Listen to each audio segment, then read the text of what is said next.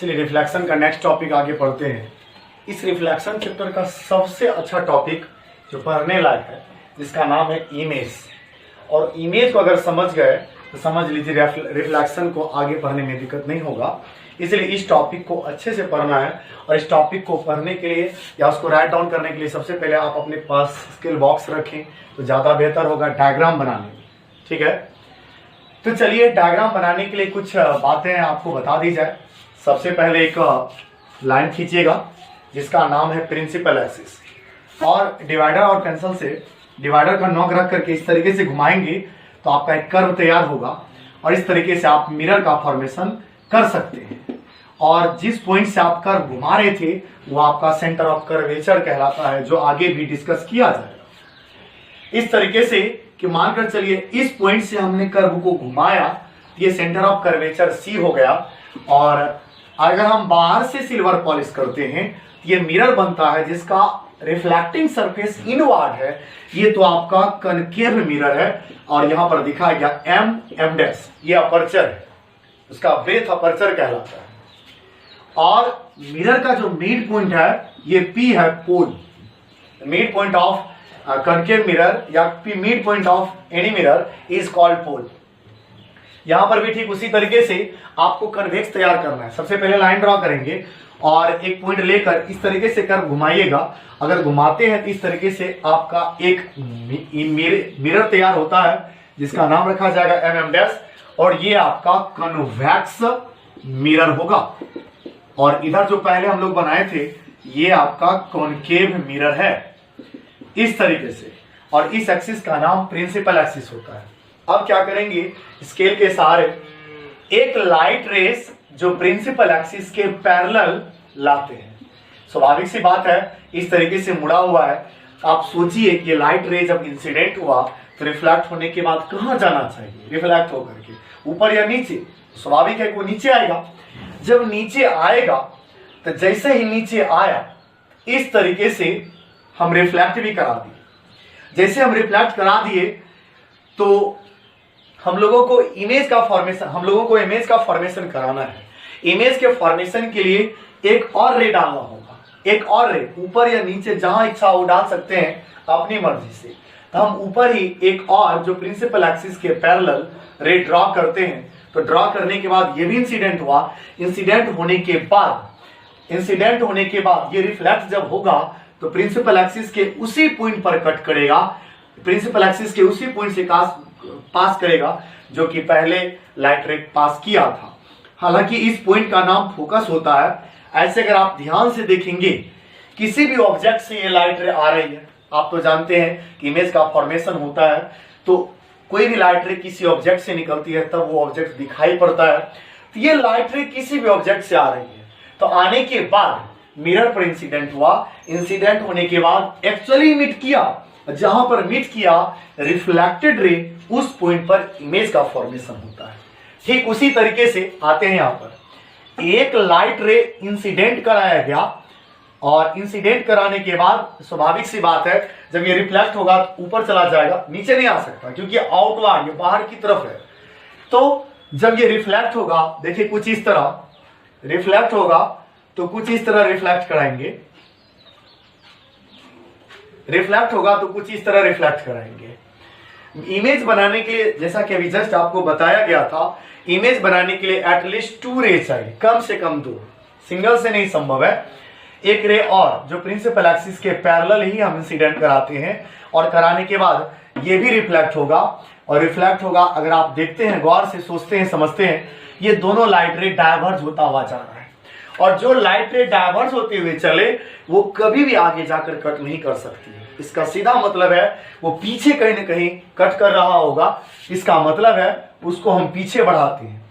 पीछे तो रियल नहीं है, बिल्कुल नहीं है, पीछे वर्चुअल लाइन आपने ड्रॉ किया है, एक काल्पनिक रेखा ड्रॉ किया है। तो जो भी वर्चुअल लाइन होता है वो डॉटेड लाइन से ड्रॉ किया जाता है। डॉटेड लाइन से जब पीछे बढ़ाया गया तो पता चला कि एक पॉइंट पर आकर मिला। वैसे तो इस पॉइंट का नाम फोकस रखा गया और जहां पर दोनों रे मिला यहां पर आपका इमेज का फॉर्मेशन हुआ। तो यहां से दोनों को मिलाकर एक सिंगल डेफिनेशन सामने लिखा हुआ है, एंड इमेज इज डिफाइंड। एक इमेज डिफाइंड तब है एज दैट, उस प्रकार, जिस प्रकार पॉइंट, एक ऐसा point where the light rays coming from an object meet, जहां से लाइट रे आने के बाद एक्चुअली मीट करे और appears to meet after reflection, reflection के बाद किसी पॉइंट पर मिलता हुआ लगे, अपीयर्स करता हुआ लगे, तो ये दोनों पॉइंट आपका इमेज कहलाएगा। After reflection actually meets, after reflection it appears to meet. And इस तरीके से हम लोग इमेज को दो भाग में बांटे। There are two types of image, एक इमेज है रियल, दूसरा वर्चुअल। रियल क्या है? रिफ्लेक्शन के बाद रिफ्लेक्टेड रे यदि एक्चुअली मीट करता है तो वहां जो इमेज का फॉर्मेशन होता है वो आपका रियल इमेज होता है। और रिफ्लेक्शन के बाद जब वर्चुअली मीट करे, लगे कि हाँ मीट कर रहा है, वो आपका वर्चुअल इमेज होगा। इस तरीके से इमेज को हम लोगों ने दो पार्ट में डिवाइड किया, रियल एंड वर्चुअल।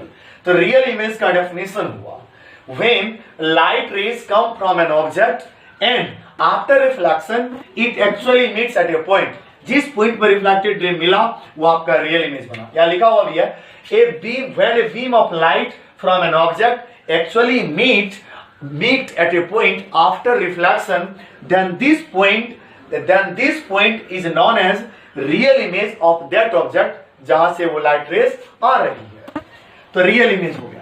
और वर्चुअल इमेज का definition when beam of light from an object actually meets, doesn't meet at a point, वो एक पॉइंट पर मिलेगा नहीं, क्योंकि ये लाइट रे आगे जाकर डाइवर्स करता हुआ चलेगा। जैसे हम पीछे बढ़ाए तो उस पॉइंट पर वो मीट करता हुआ लग रहा है, बट appears to meet या but appears to diverge from a point, ये दोनों लाइट रे लग रहा है कि इस पॉइंट से डाइवर्स करता हुआ चल रहा है, इसलिए इस पॉइंट का नाम, इस इमेज का नाम वर्चुअल इमेज रखा गया। डेफिनेशन लिखा हुआ है when a beam of light from an object doesn't meet at a point but appears to diverge from a point after reflection, then the image of the object at that point is known as virtual image। अगर आप गौर से देखेंगे real और virtual में क्या difference है, यहां से डिफरेंस भी चलेंगे, उसका प्रॉपर्टी भी समझेंगे। ये टॉपिक बहुत ही अच्छा टॉपिक है, समझिए थोड़ा ध्यान से। तो रियल इमेज, आइए रियल इमेज और वर्चुअल इमेज में क्या डिफरेंस है। तो पहला डिफरेंस तो उसका डेफिनेशन होता है when light rays actually meets after reflection at a point, when light rays appears to diverge from a point after reflection। तो ये आपका रियल इमेज और वर्चुअल इमेज, फर्स्ट डिफरेंस तो आपका हो गया उसका डेफिनेशन। एंड सेकेंड क्या हो सकता है? सेकेंड में मैं लाठी रख देता हूं थोड़ा। सेकेंड में आ गया इन्वर्टेड और इरेक्ट। अगर गौर से देखा जाए रियल इमेज, जो भी इमेज होता है वो इन्वर्टेड होता है, उल्टा होता है, और जो वर्चुअल इमेज होता है ऑलवेज इरेक्ट होता है with respect to the object. And third, अगर आप डायग्राम में भी देखें, डायग्राम में अगर देखें तो real image is formed in front of the mirror and virtual image is formed behind the mirror. तो रियल इमेज हमेशा मिरर के सामने, वर्चुअल इमेज हमेशा मिरर के पीछे बनता है। एंड फोर्थ आइए on screen and not on screen. कहने का मतलब है कि real image is formed, is obtained on screen but virtual image can not obtained on screen. तो कहने का मतलब ये बात है कि रियल इमेज को स्क्रीन पे क्यों ला सकते हैं, क्योंकि यहाँ लाइट रे एक्चुअली मीट किया है, सामने हम स्क्रीन रखेंगे तो वो लाइट रे स्क्रीन पर आकर के मिलेगी, कट करेगी, तो वहां पर आपका रियल इमेज बनेगा। कहने का मतलब है, और यहाँ वर्चुअल इमेज तो यहाँ तो वर्चुअली रे है, जब वर्चुअली रे है तो यहाँ पर स्क्रीन कैसे रख सकते हैं? स्क्रीन रख करके भी फायदा नहीं है, क्योंकि मिरर सॉरी रे तो आगे चला गया, वो तो वर्चुअली मीट किया, तो यहाँ पर आप ऑब्टेंड नहीं कर सकते स्क्रीन पर। That means we can say real और वर्चुअल में आप डिफरेंस अच्छे तरीके से लिख सकते हैं। फर्स्ट उसका डेफिनेशन, आप कहने का मतलब है when light rays actually meets after reflection, actually meets after reflection when light rays appears to diverge from a point after reflection. Second, real image is always inverted and virtual image is always erect with respect to the object. And real image is always formed in front of the mirror and virtual image is always formed behind the mirror. And real image is formed on screen. Real image is obtained on screen, इसको screen पे उतार सकते हैं, but virtual image can not obtained on screen.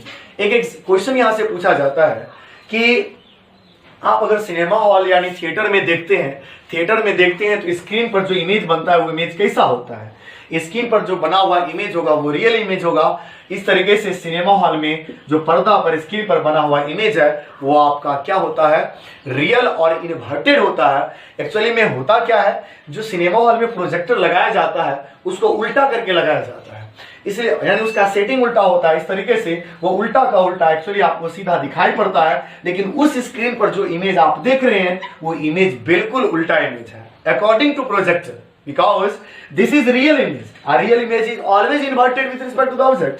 यानी वो हमेशा उल्टा होता है और उसको पर्दा पर उतार सकते हैं। और जो हम लोग घर में प्लेन मिरर में देखते हैं अपना चेहरा, लुकिंग मिरर में आप अपने मिरर यानी घर में देखेंगे वो इमेज, आपका इमेज मिरर के पीछे बनता है। तो प्लेन मिरर में जो भी इमेज बना हमेशा वर्चुअल होता है, इसलिए अगर आप प्लेन मिरर में अपना चेहरा देखेंगे तो जैसा आपका इस तरीके से हेड ऊपर है तो हेड ऊपर ही रहेगा। ऐसा कभी नहीं होता है कि आप अपना चेहरा देख रहे हैं आपका हेड नीचे और आपका पैर ऊपर हो, ऐसा कभी नहीं होता है। कहने का मीनिंग ये हुआ कि जब वर्चुअल इमेज का फॉर्मेशन हो तो वो हमेशा विद रिस्पेक्ट इरेक्ट होता है with respect to the object. इस तरीके से हम लोग इस टॉपिक को बार बार रिवाइज करने की जरूरत है, क्योंकि इसी टॉपिक इमेज पर पूरा चैप्टर टिका हुआ है, इसलिए इसको रिवाइज करते रहे। जो भी क्वेश्चन पूछने का है पूछ सकते हैं, ठीक है। बाकी अगले वीडियो में देखेंगे, फिलहाल के लिए इतना ही। थैंक यू, धन्यवाद।